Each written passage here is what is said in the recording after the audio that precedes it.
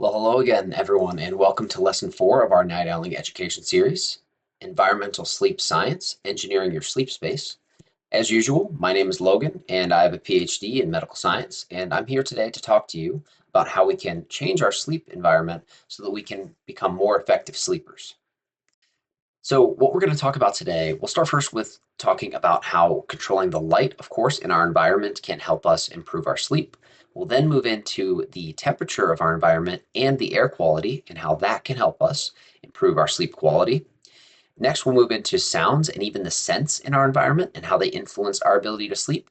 And then lastly, we'll finish with talking about the surfaces we sleep on, meaning our beds or whatever mats that we're sleeping on. So, why does our sleep environment matter? Well, that's a good question. Our sleep environment can influence not just how quickly we fall asleep, but also how well we stay asleep.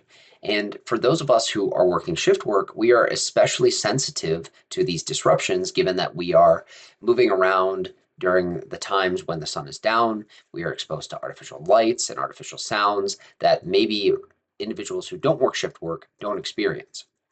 And there's research that's been published to show that about 90% of the quality of sleep that shift workers experience is influenced by actually non-biological factors, meaning environmental factors that are outside of our typical standard biology in our regular clock. But the good news is that there are factors that we can influence, such as the light in our environment or even the sounds and the air quality, so that we can improve our sleep and avoid some of these disruptions that are commonly associated with working shift work. So we'll start here first with the most important and likely most alterable factor that influences our sleep, and that is the light in our environment. So the exposure to light in times when we are approaching sleep, whether that's evening or whether that's during the day, suppresses the release of melatonin. And melatonin is a hormone that is responsible for preparing our body for sleep. So if we're exposed to some of these common culprits like our smartphones, or our video games, our television screens, or even the overhead lights in the room, this will suppress that melatonin and will make it more difficult for us to sleep. So in order to influence this, there are fortunately cheap options that we can implement. There are blackout curtains that can be purchased online. They can be placed over top of windows to reduce the amount of light that's coming into the room far more effectively than, for instance, simple blinds, which allow light to pass through them, street lights from outside, etc. And so these blackout curtains can be quite effective. There's also dimmable lamps. So if it's the case that we're reading in the evening in the room that we'll also be sleeping in, or reading during the day in the room we'll also be sleeping in, then we can dim the amount of brightness in these lamps so that we are reaching the amount of brightness that is below the amount that would keep our body awake. And in the same vein as this, there are also smart light bulbs that can be programmed to reduce the amount of brightness that they emit over the course of the day or over the course of the evening, so that as you're reaching the time where you would go to sleep, you are exposed to less actual bright light. And one quick tip as well that we can utilize to improve the amount of light that's in our sleep environment or reduce the amount of light that's in our sleep environment is to swap the typical LED lighting that is in rooms and in, insert some of these low lumen light bulbs. So there's 2700K as this threshold that is considered to be low lumens, and this should minimally disrupt the amount of light exposure that we are experiencing as we're approaching sleep and can help us preserve the function of our melatonin. So moving on to our next factor, and that is thermoregulation, or the regulation of the temperature in our environment and in our bodies. So just to give some numbers, the ideal sleep temperature that is supported in the scientific literature is 16 to 19 degrees Celsius, which equates to about 60 to 67 degrees Fahrenheit, which seems quite cold. But what this does is it facilitates a drop in body temperature as we reach deeper stages of sleep. And this drop in body temperature should be about 1 degree Celsius. And so what this does is it allows us to reach the deeper stages of sleep, the stage 3 and stage 4 stages of sleep, so that we can have more effective sleep architecture. And what happens actually is in these environments where we are overheated, let's say on a summer day with the window open, we're sleeping, it interrupts our sleep architecture we're prevented from reaching the deeper stages of sleep, and we feel less rested upon waking. So there are things that we can implement to facilitate this. Of course, there's cooler bedding options, sleeping perhaps with a thinner sheet rather than a heavy blanket, or using fans or, of course, air conditioning to improve the amount of temperature that we're experiencing to keep it at a lower threshold so that we're able to drop our body temperature. And then an additional tip that we can utilize here that helps us hack our bodies in some way to prepare for the drop in temperature during sleep is to take a warm shower about an hour before bed. And what this does is it dilates the blood vessels in the periphery or the outer parts of your body. And when those blood vessels dilate, your body is better able to get rid of the heat that's in it. And so this facilitates us to lower our body temperature and sleep more effectively. So let's talk about our next factor, and that is the sound of our environment. So if you use an alarm clock, you're familiar with this. The sounds that we hear in our environment can influence our ability to sleep. And this is shown actually in the scientific data where sounds, even at about 40 decibels, like the hum of a refrigerator or a quiet conversation, can increase the amount of arousals during sleep or the amount of essentially wake pulses during sleep, even when those measurements aren't noticed by an electroencephalogram or the brain measurement device. So there are subtle interruptions to our sleep by even small amounts of sound. So there are fortunately simple ways that we can improve this. One of them is using white noise. So using white or pink noise, which can be found on playlists on Spotify, for instance, or there are sounds emitting devices that you can buy commercially at places like, stores that are commercial department stores that are nearby. And what this does is provides a common, stable soundscape so that we aren't experiencing interruptions in the environment around us and disrupting our sleep.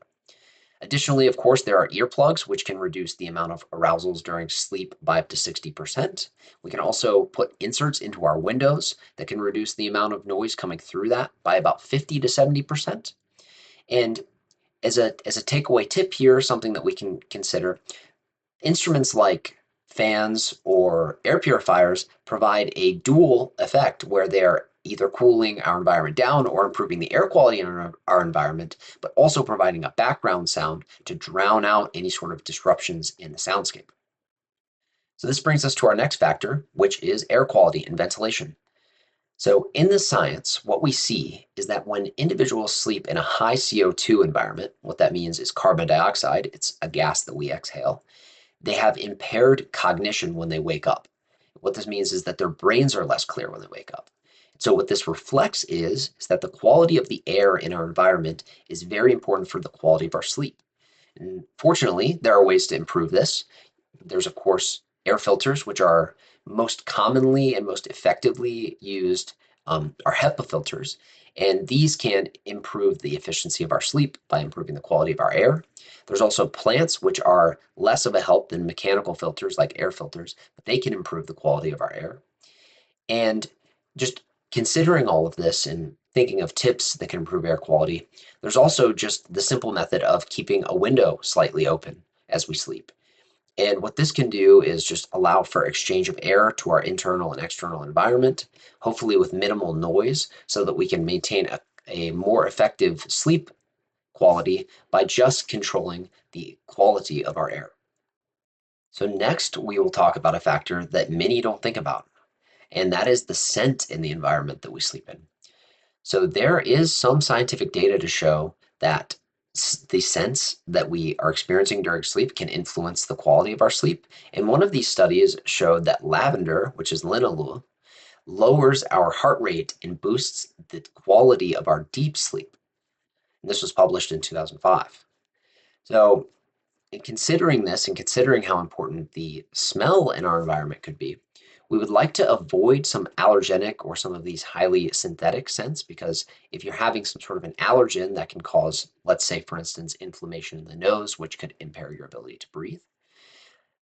There's also evidence that having consistent smells in the environment, let's say, for instance, that's lavender, can reinforce the body's preparedness for sleep through just regular behavior. And what this is called is Pavlovian conditioning. What this just means is essentially habitually your body knows that when it smells lavender, it should be prepared for sleep. An additional tip here is to skip these plugins that plug into the wall. And the reason for that is because these plugins have what are called volatile organic compounds, or VOCs, and these have some toxicity effects on the body that could impair our ability to sleep effectively. And so as a tip here, maybe to implement for those of us who would like to try this out, using a drop of something like 2 to 3 simple drops of lavender oil around the pillow or around the surface that we're sleeping on could maybe begin to utilize some of these factors that are supported in the scientific data to help improve our sleep. Okay, so let's move into our final factor, which is obvious, and that is our sleep surface. So our mattress, our pillows, and even our sheets. So quite a bit of data has been gathered on this, and what is found is that the firmness of the mattress can determine the alignment of our spine as we sleep, and then also the quality of our shortwave sleep. And what the studies show is that medium firm mattresses are most effective for managing our body's spinal alignment and reducing back pain, which improves our sleep quality. And additionally, mattresses that are too soft, that allow our body to sink too deeply into them, or mattresses that are too firm, that resist our body sinking into them, are considered to be a bit too extreme on either end and can impair our ability to sleep. So it's likely the case that more moderately firm mattresses are the most effective. And as a final tip here, because mattresses are composed of foam and springs and hard materials, these materials can break down over years of having bodies slept on them. And so it's most recommended to purchase a new mattress about every 7 to 10 years so that the mattresses are being utilized at their most effective form. So let's summarize. The environment that you're sleeping in can influence the quality of your sleep. And so controlling factors like the light in the room or even the sounds and the temperature can really help you to shift all of the levers to maximize the quality of our sleep. So ideally, we are sleeping in a dark room that is cool with consistent sounds and consistent bedding that we're on that is moderately firm. And then really having an idea of this can help us move forward.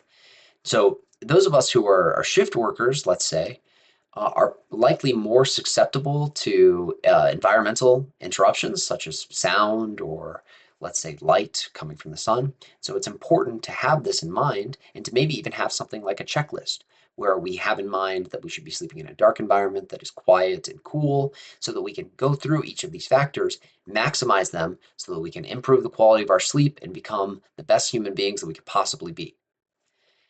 And with that, that's all I have for today's lesson. This is Logan from Night Owling, and I will see you next time.